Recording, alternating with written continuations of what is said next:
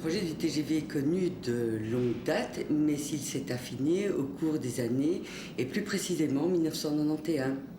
Les archéologues ont pris connaissance du projet et, fort de l'expérience des Français que l'on suit depuis de nombreuses années, ils se sont proposés de définir une opération archéologique qui aurait une certaine ampleur et qui suivrait le projet du TGV.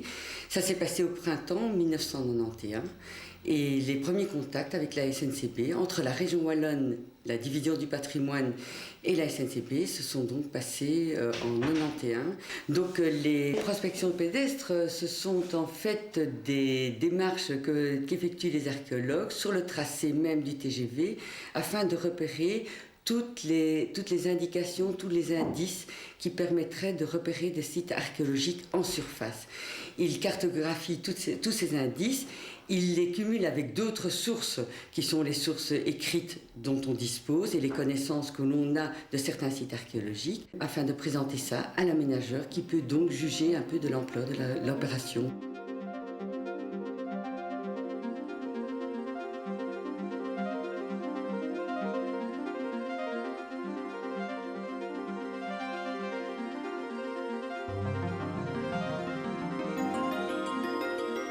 La SNCB a donc reçu les documents que les archéologues avaient préparés, le document cartographié, et ils ont donc octroyé sur base d'une estimation budgétaire établie par les archéologues, ils ont octroyé 72 millions pour les 72 km de tracé, ce qui veut dire 1 million le kilomètre. Et donc ça couvre tout l'ensemble de l'opération, le travail des archéologues et l'exposition elle-même.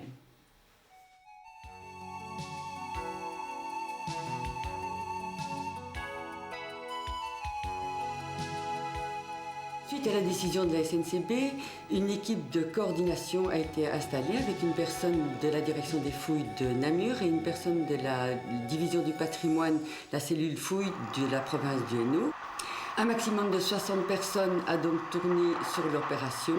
Ces 60 personnes se répartissent dans des équipes de un archéologue, un technicien, 4 ou 5 ouvriers. Et on peut dire que c'est une moyenne de 4 à 5 équipes qui ont suivi toute l'opération à peu près du début jusqu'à la fin. L'opération archéologique a débuté au moment où la SNCB effectuait les expropriations. Ce qui veut dire que bon nombre de terrains étaient encore en culture ou en pâture et qu'il a fallu négocier avec chacun des exploitants ou des propriétaires l'accès possible au terrain. Ça veut dire aussi traverser d'autres cultures, d'autres pâtures hors du tracé du TGV, s'arranger avec les exploitants, négocier et parfois obtenir un accès assez facilement ou avec beaucoup de difficultés. Il faut dire aussi que les terrains qui étaient expropriés par la SNCB étaient pour nous tout à fait disponibles. La SNCB, par convention, les mettait à notre disposition, ce qui nous assurait évidemment des possibilités de travail sans aucune contrainte de négociation. L'intégration de l'archéologie à l'aménagement du territoire a donc permis aux archéologues wallons de récupérer leur retard par rapport aux pays voisins. Les résultats des fouilles ont mis en évidence des occupations depuis la préhistoire jusqu'au temps moderne.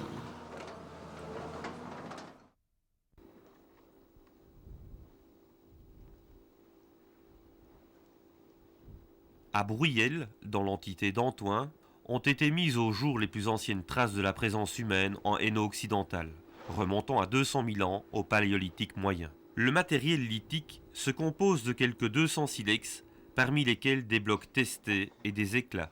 L'auteur de cette industrie peut être identifié à l'Homo erectus, ou une forme archaïque de l'Homo sapiens, qui a également fréquenté, à quelques milliers d'années près, d'autres sites en Hainaut.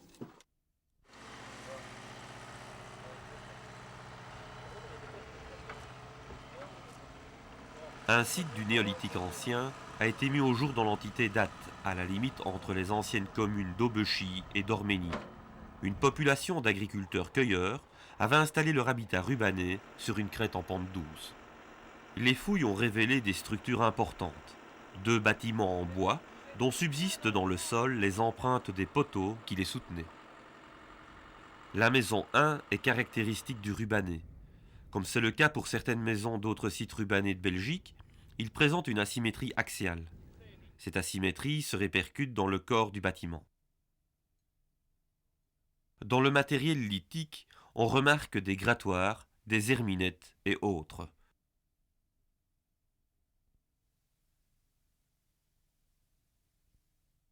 Les formes et les décors de la céramique sont caractéristiques du rubané récent. Les différents motifs sont réalisés au poinçon et au peigne à huit-dents.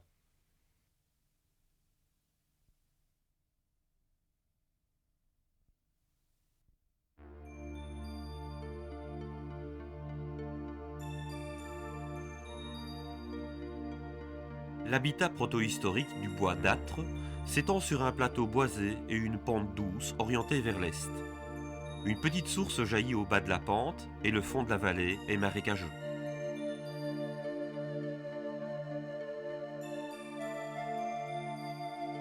Les structures découvertes comprennent des fossés, une multitude de trous de poteaux, des fosses et un puits dont le cuvelage en bois était en partie conservé.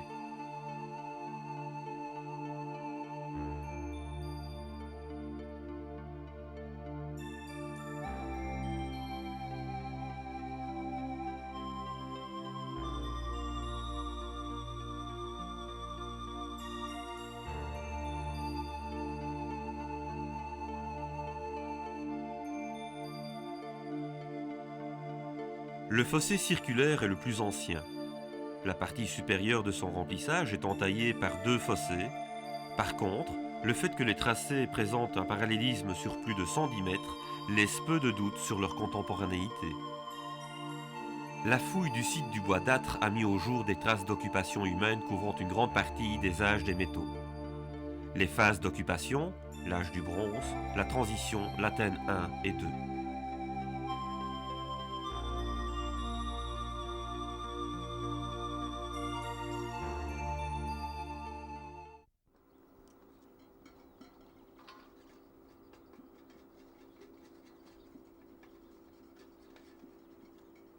Le tracé du TGV longe le petit village de Brave dans l'entité de Pérué. Des traces d'occupation de l'âge du bronze final et du premier âge du fer ont été repérées.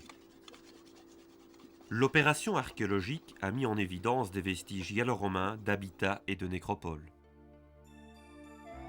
La grande ramette a mis au jour 3 tombes à incinération de la fin du 1er siècle et une fondation de monuments ou de caveaux.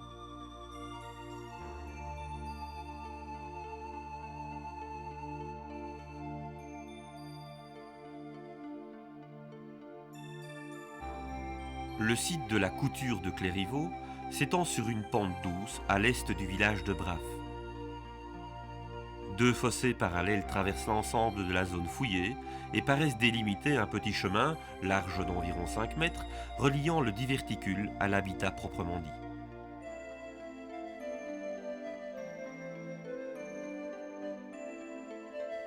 Deux petites nécropoles distantes d'une soixantaine de mètres témoignent à leur tour de la relative importance du site. D'une part, l'incinération classique, majoritaire sur le site, composée d'une urne contenant des ossements, d'un ou plusieurs vases accessoires et d'offrandes, monnaie, paires de fibules. Et d'autre part, les quelques petites fosses à incinération, caractérisées par des ossements incinérés, éparpillés dans le fond et mélangés au reste du bûcher funéraire. Dans 2 tombes, un petit coffret de bois contenait des éléments de parure, colliers, fibules.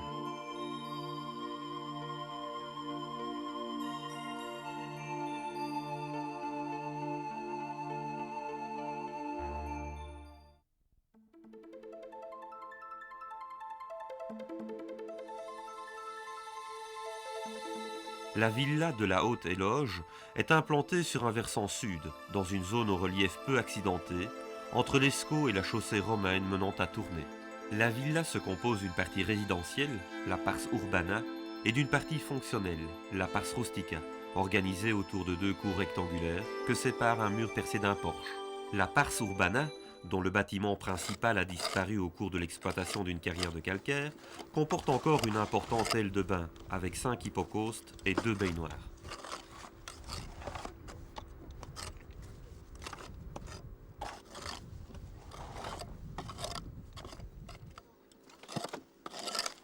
L'approvisionnement en eau était assuré par un vaste puits et une source, actuellement tarie, située au nord-ouest de la villa.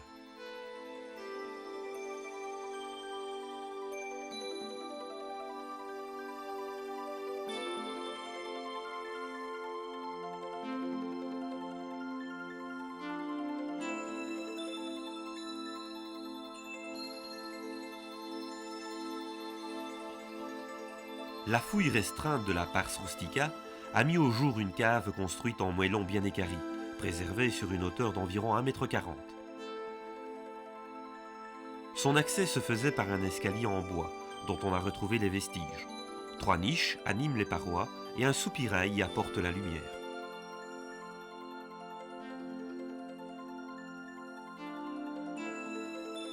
Les fouilles ont exhumé 2 petits fours isolés et un ensemble de 4 fours qui ont bénéficié d'une étude archéomagnétique. Le plus grand d'entre eux, particulièrement bien conservé, devait probablement servir à la cuisson de céramique.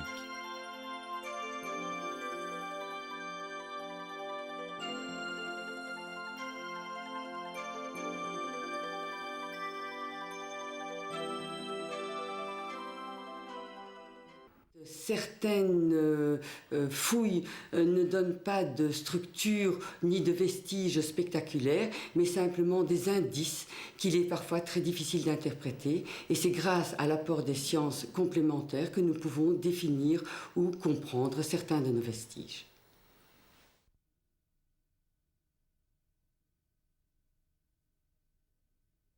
On utilise les cartes à l'appui de l'archéologie pour mieux détecter les sites archéologiques bien conservés et aussi pour bien comprendre quels sont les sols ou les contextes naturels que l'homme a choisis. L'exemple d'une carte historique, c'est le site tout au début du tracé du TGV qui s'appelle le site de Marèche à Esplechin. Et donc là, on voit clairement que l'occupation qui a perduré jusqu'au XVIIIe siècle devait à ce moment-là être entourée de tout un paysage de vergers, donc des arbres fruitiers, qui peuvent éventuellement contribuer à comprendre de quoi vivaient les gens à cette époque-là, peut-être bien des arbres fruitiers. Avant la fouille, en replaçant le tracé du TGV sur la carte des sols, on peut s'apercevoir de la variabilité des sols le long du tracé. On remarque en particulier que certaines taches présentent des sols favorables à la découverte de sites archéologiques et auxquels il faudra faire particulièrement attention puisqu'ils peuvent présenter des sites archéologiques particulièrement bien conservés.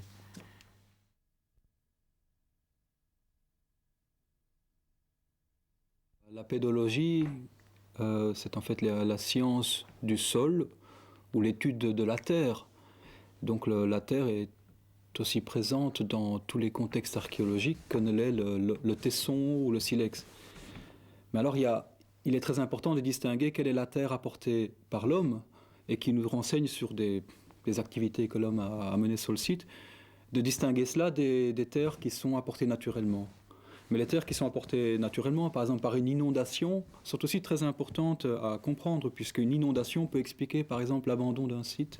On étudie, comme l'archéologue, chaque couche, et chaque couche, on mène son étude jusqu'à ses ultimes possibilités. Donc on essaie de la pousser le plus loin possible, dans le but de bien comprendre quel est l'événement reflété par cette couche.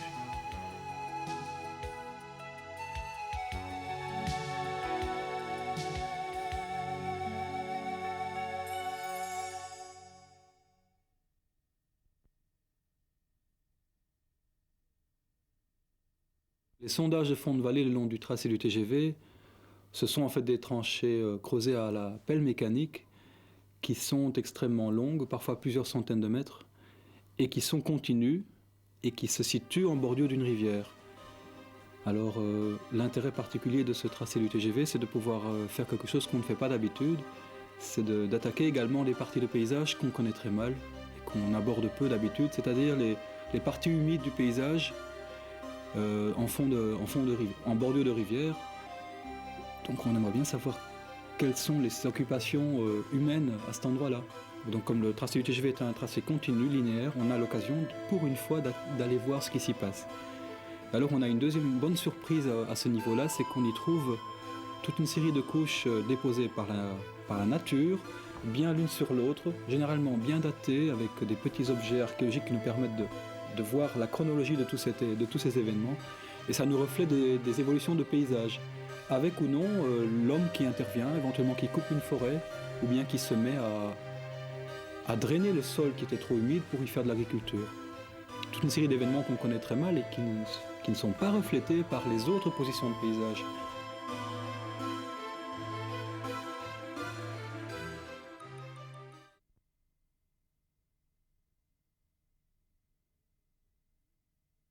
La microarchéologie, c'est l'archéologie microscopique.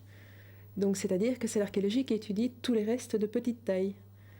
Par exemple, les fragments de tesson, mais de petite taille, les fragments de bout de mortier de petite taille. Tout ce qui est graines, tout ce qui est restes osseux, tout ce qui est écailles de poisson, par exemple. Pour ma part, donc, j'étudie plus particulièrement les macrorestes botaniques, c'est-à-dire tout ce qui est graines de fruits, les graines d'épices, ce genre de choses-là. Et ça donne des renseignements d'ordre, par exemple, culinaire. Donc ça donne des informations sur ce que les gens mangeaient, sur la façon dont ils cuisaient, ce qu'ils utilisaient comme fruits, s'ils faisaient de la cueillette, s'ils faisaient de la culture, quel type de culture, notamment au niveau céréalier, quels étaient les types de céréales. Ça donne également des informations sur tout ce qui était échange avec les régions voisines, avec les pays voisins. Et ça permet également de comparer les sites entre eux au niveau époque, de voir s'il y a des particularités régionales ou pas, et tout ce genre d'informations.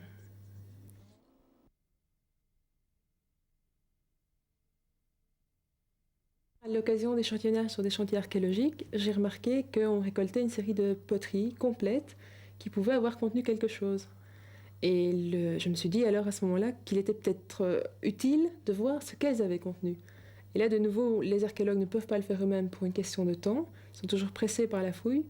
Et donc, je me suis occupée de récolter les poteries complètes, ou en tout cas les poteries dont le fond est préservé, pour essayer de voir si elles ont contenu quelque chose. Alors la méthode de fouille est tout à fait traditionnelle, c'est une méthode de fouille archéologique, mais appliquée à la taille de la poterie. C'est-à-dire que c'est une fouille en cadran, mais de nouveau microscopique, qui s'effectue sous loupe binoculaire pour voir s'il y a une stratigraphie particulière, s'il y a des dépôts particuliers, que ce soit des dépôts encore intacts ou bien dont il ne reste que des traces. Et alors ces traces peuvent se présenter sous différentes formes, par exemple une accumulation de phosphate, une accumulation d'humus.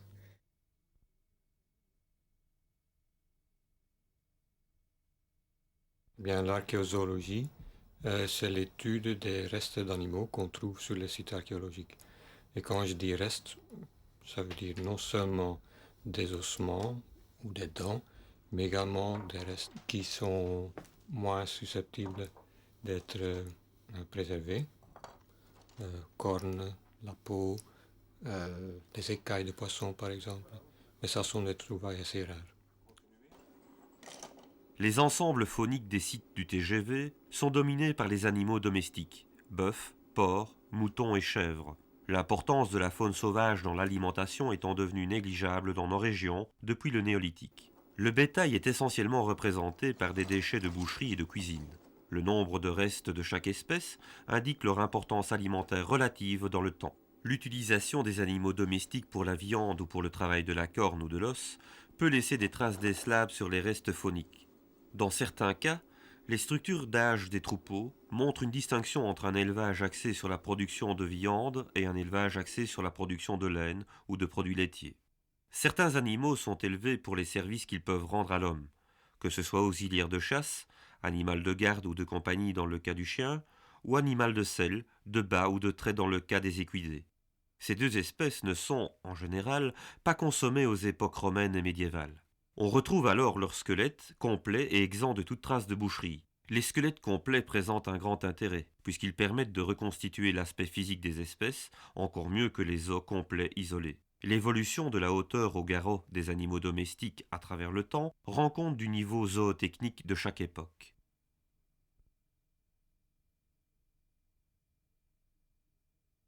Dans certains cas, l'archéologue manque d'arguments archéologiques pour résoudre un problème archéologique. Et à ce moment-là, c'est l'apport le plus direct possible que le palynologue peut faire, c'est d'essayer par sa propre méthode de lui fournir un argument.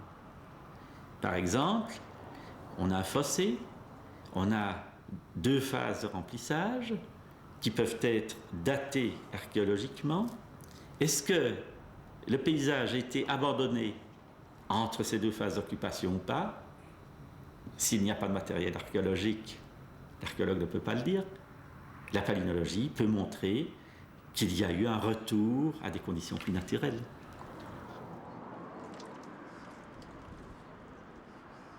Donc voilà l'aspect des échantillons tels qu'on les sort, par exemple, d'une coupe qui était traitée. On prélève à différents niveaux dans ces sédiments des échantillons. Et pour des raisons techniques, la quantité de matière prélevée à chaque niveau est à peu près de 40 grammes. Là-dedans, les pollens ne sont pas très nombreux. Parfois, il n'y en a qu'une ou 2 unités par gramme de sédiment. Donc, il faut alors éliminer tout ce qui n'est pas pollen, ou autant que possible tout ce qui n'est pas pollen, et par différentes opérations chimiques et physiques, de ces 40 grammes, on parvient à extraire un condensé dans lequel il n'y a pratiquement ici que du pollen et des particules de charbon de bois, par exemple, qui sont particulièrement résistantes aussi.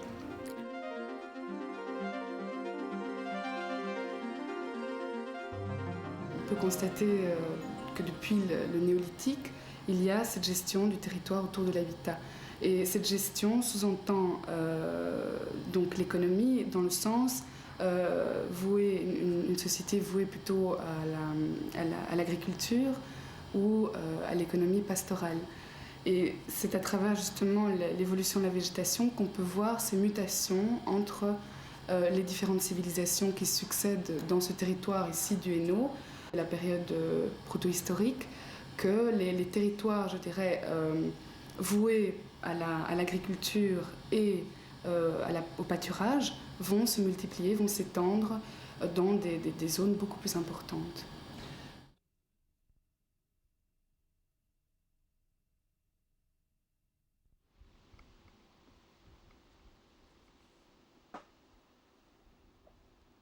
Des fours et foyers ont été mis au jour dans les sites archéologiques recoupés par le tracé du TGV. À ce jour, il nous a été demandé d'entreprendre une étude archéomagnétique dans 13 de ces structures pour les dater. Les fours et foyers ont mémorisé le champ magnétique terrestre ancien en l'enregistrant pendant le refroidissement, sous la forme d'une aimantation permanente. À partir de la connaissance des variations en direction et en intensité du champ magnétique dans le passé, nous pouvons dater les terres cuites.